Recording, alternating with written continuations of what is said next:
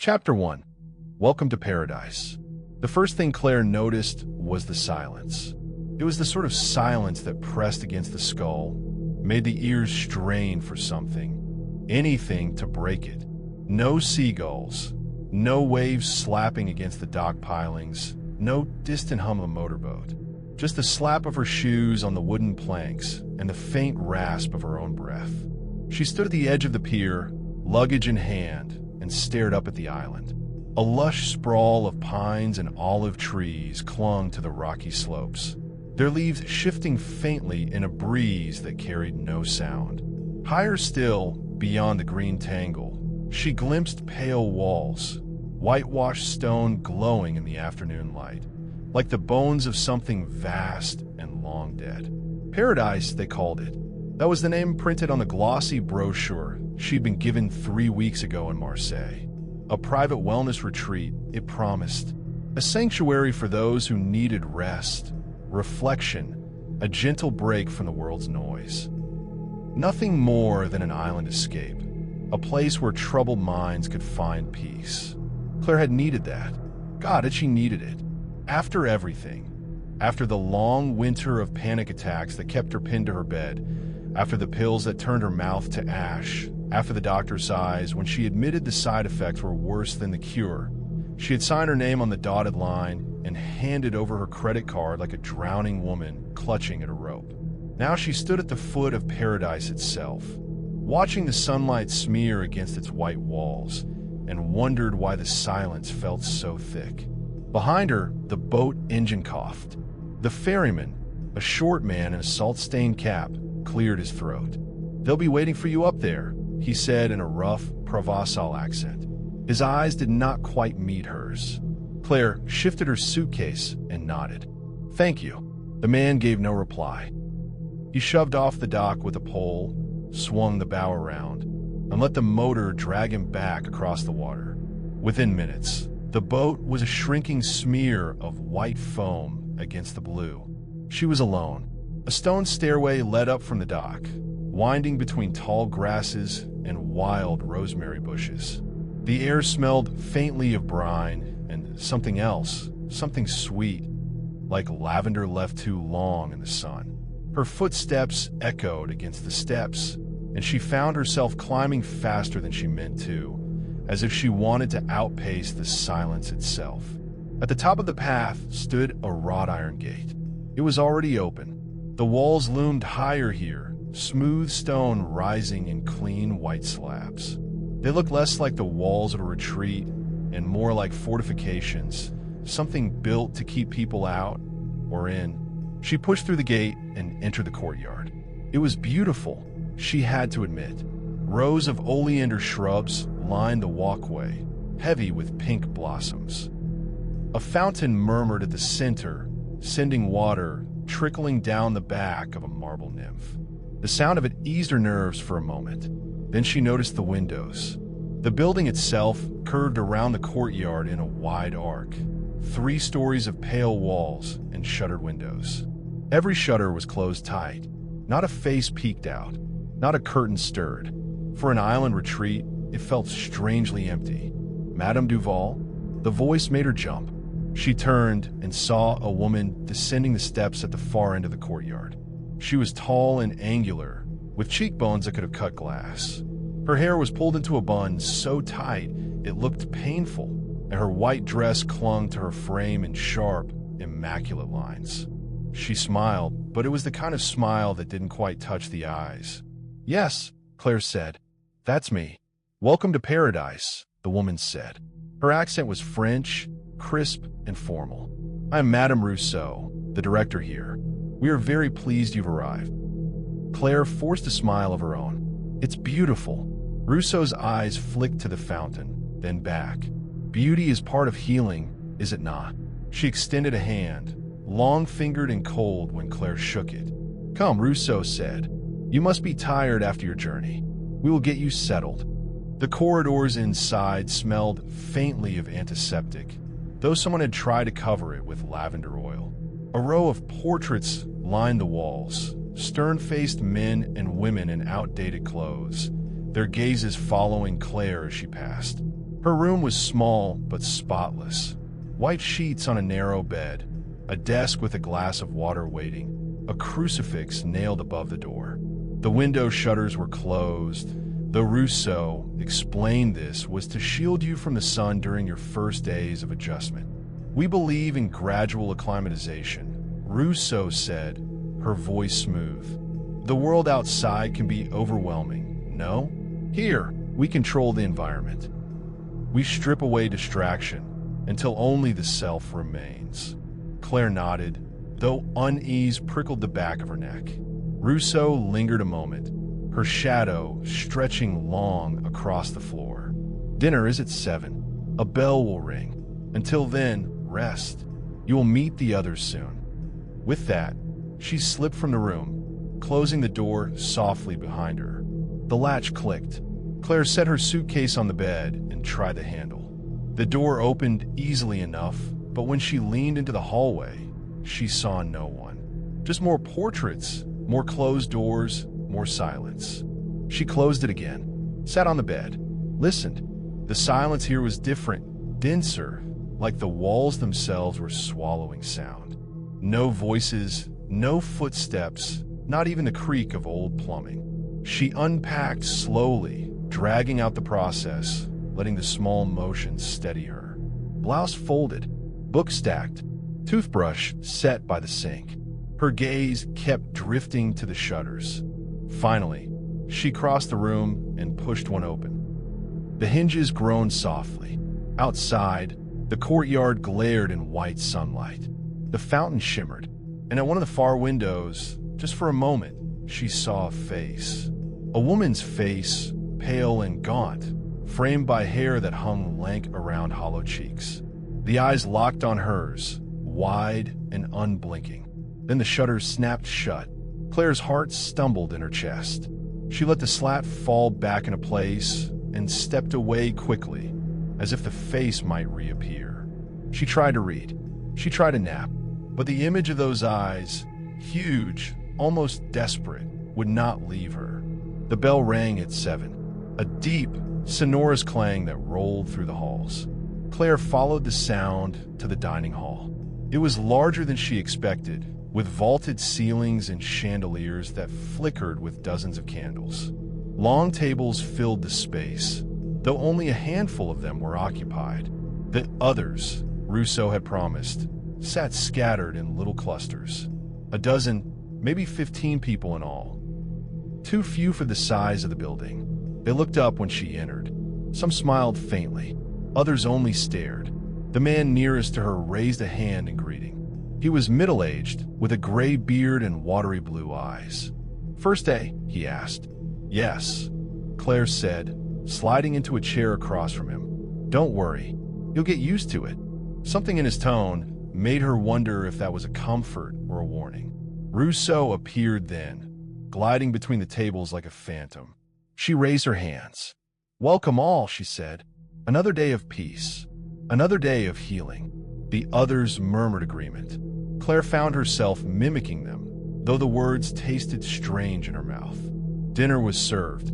Pale fish in a thin sauce, vegetables boiled soft. The food was bland but edible. Conversation was scarce. Now and then, Claire caught fragments, words like session and observation, but when she leaned closer, the voices dropped lower still. Afterward, Rousseau led a short prayer, thanking paradise for its mercy, for its silence, for its gift of unmasking the self. The phrase clung to Claire like cobwebs. When she returned to her room, she found a slip of paper tucked under her glass of water. The handwriting was hurried, almost frantic. "Don't trust them. Not Rousseau. Not anyone. They're watching you." Her pulse jumped. She turned the paper over, but the other side was blank. She crossed to the shutters, opened them again, and scanned the courtyard. Empty. The fountain burbled quietly. Still, she couldn't shake the certainty that someone was out there, watching, waiting for her to make her next move. She closed the shutters and slid the bolt across the door before lying down. Sleep took hours to come, and when it did, it was filled with faces peering out from darkened windows. Silent. always silent. Chapter 2. The Whispering Walls.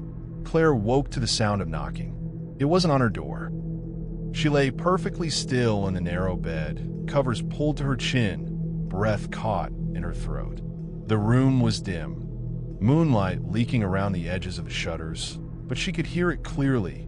3 soft raps, evenly spaced, as if someone were tapping wood with the tips of their fingers. It came from the wall. She swallowed, forcing her voice past the dryness in her throat. Hello. Silence. She almost convinced herself she had imagined it. Then it came again, 3 raps, closer together this time. Claire sat up, staring at the wall. Beyond it, another room. Another resident. Someone trying to reach out? Who's there? She whispered. A pause. Then one knock. The sound was small, but her heart hammered as if someone were beating on the wall with fists.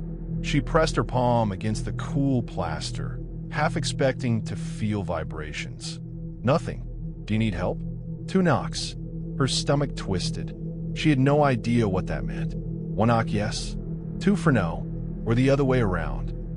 Before she could try again, footsteps echoed faintly down the hall. Heavy, deliberate. Claire yanked her hand away from the wall and lay back, pulling the covers to her chin. The footsteps paused outside her door. The handle rattled, as if someone were testing it. Then a key slid into the lock, turned. Her breath caught, but the bolt she'd slid earlier held firm. The handle jiggled again, harder this time. Then silence. After a long moment, the footsteps retreated, fading into the distance. Claire didn't sleep again that night. At breakfast the next morning, the dining hall was brighter, but no less strange. Only a handful of residents were scattered at the tables. The same gray-bearded man waved her over. Sleep well? He asked, eyes twinkling with something that might have been humor or pity. Not really, Claire said, sliding into the chair. She lowered her voice. Do you ever hear knocking? The man's expression flickered. For an instant, something like fear darted across his features. Then he smiled, too wide, and shook his head. No, he said. No knocking. He turned back to his porridge, dismissing the question so thoroughly that it chilled her more than any denial. From the far end of the hall, Rousseau's voice rang out. Today, my darlings, is a day for reflection. The room fell quiet. Residents lifted their heads like obedient children in a classroom. Rousseau glided between the tables, hands folded neatly before her. Reflection brings us closer to truth. And truth, my friends, is freedom. She stopped by Claire's table. Those pale eyes pinned her in place. Madame Duval, Rousseau said softly, you will join us today for a special session. You're first.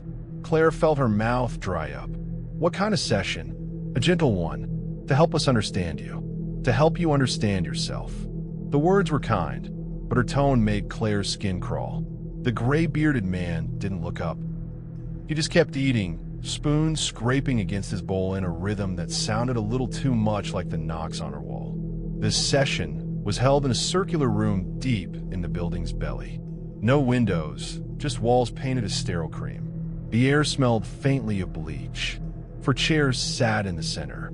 3 were already occupied, one by Rousseau, one by a younger man in a lab coat, his hair slicked back, eyes sharp behind wire glasses, and one by a woman Claire hadn't seen before, middle-aged, her smile stretched so tight it looked painful. Please sit, Rousseau said, gesturing to the empty chair. Claire sat. Today, Rousseau said, we will begin with something simple, a game of truth. You will answer, honestly, whatever we ask. Do you understand? Claire nodded. The man with the glasses leaned forward. Have you ever wanted to die? The bluntness of it knocked the air from her lungs. I don't know. Not knowing is not the same as no, Rousseau said. Think carefully. Claire glanced between their faces. All 3 watched her with that same intense stillness, as if her answer were not just important but vital. Yes, she whispered. Sometimes. The woman with the stretched smile clapped her hands once, sharply. Good. Honesty. Very good. The man in the lab coat scribbled something on a pad. Another question came, then another. What was her greatest shame? What secret had she never told anyone? If she could kill one person from her past without consequence, who would it be? Each question dug deeper, scraping at raw places she had tried to bury.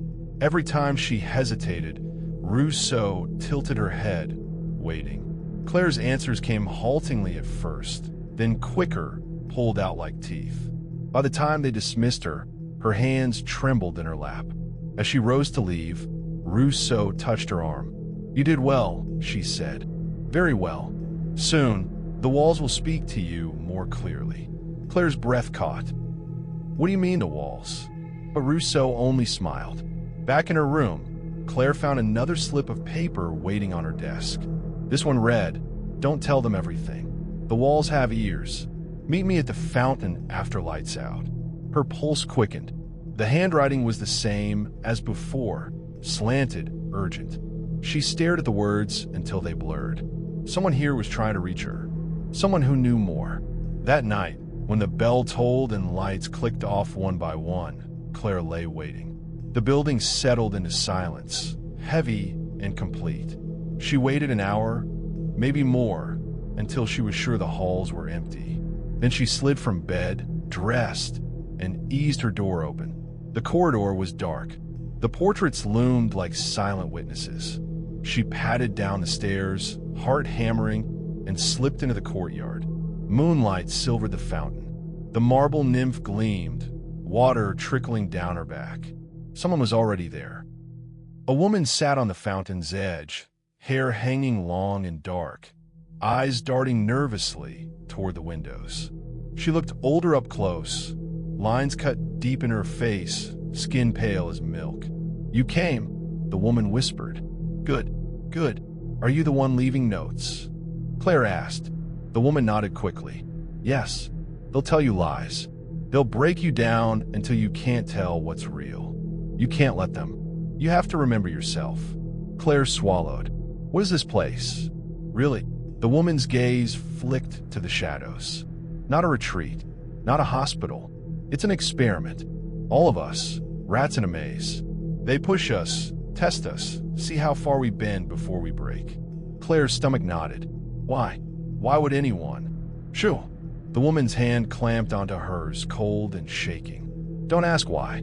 Asking why will drive you mad. Just survive. Do you hear me? Survive." Before Claire could respond, footsteps echoed. The woman's head snapped up. "Go. Now." Claire backed away, heart pounding, and slipped into the shadows.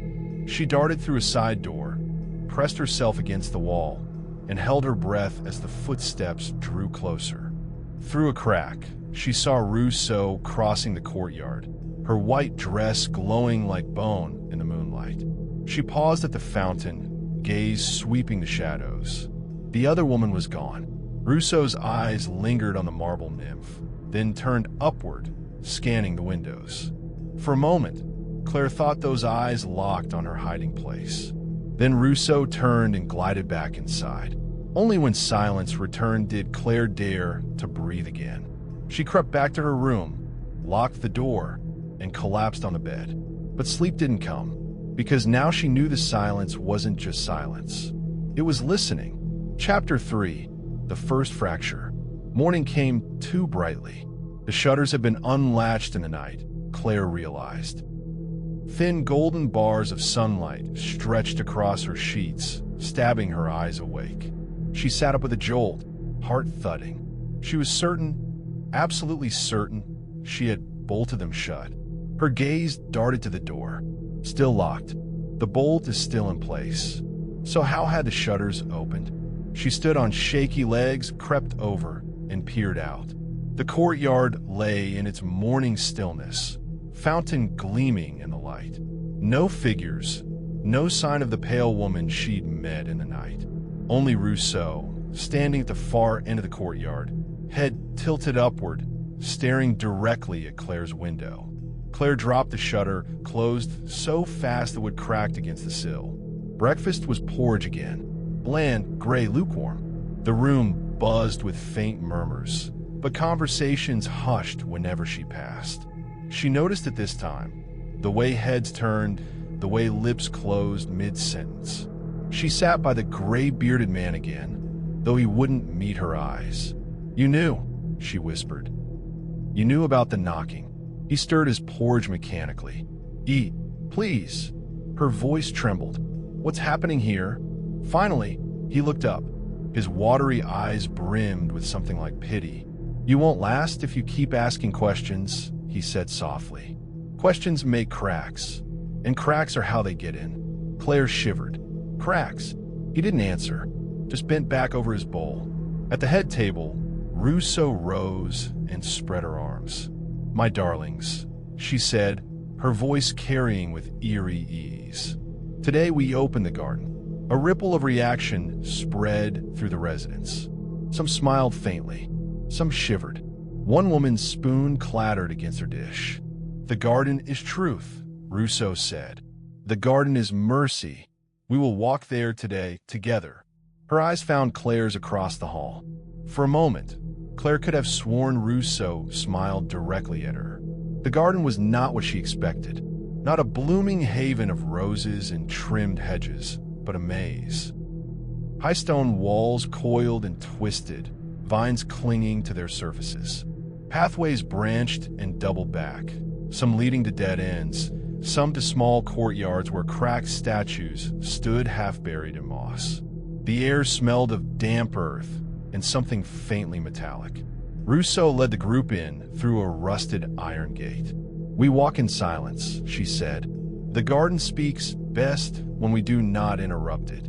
Claire felt a hand brush hers. She turned. The pale woman from the fountain was there, shuffling along with the others. She didn't look at Claire, but her lips moved. "Don't lose yourself." The words were so soft they could have been imagined. Claire tried to keep close, but Rousseau's voice rose from the front. "Do not cluster. Each must walk their own path." And like sheep, the group began to spread apart, drifting into the maze's many arms. Claire followed one corridor, walls closing tight on either side. Vines snagged her sleeve, tugging at the fabric. She pulled free and kept walking. Left turn, right, another right. The paths all looked the same damp stone, the same overgrown roots cracking the cobbles. After a while, she couldn't hear the others anymore. She turned another corner and stopped. A mirror stood there, tall and cracked, leaning against the wall. Its frame was ornate, carved with curling leaves. She caught her own reflection, pale,